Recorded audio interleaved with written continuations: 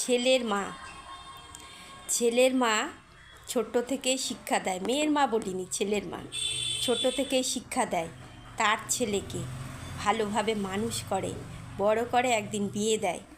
বিয়ের ঠিক মাসখানিক আগে ছেলের মা ছেলেকে ট্রেনিং দেয়, শোন, বিয়ে করছিস ভালো কথা, বিয়ে করে বউ যখন ঘরে নিয়ে আসবি তখন বউকে বেশি মাথায় প্রশ্রয় দিবি না, বউয়ের সব কথায় হ্যাঁ উত্তর করবি না, সব কথায় না বলবি, বেশি আবদার আবদার মেনে নিবি না, ঠিক আছে?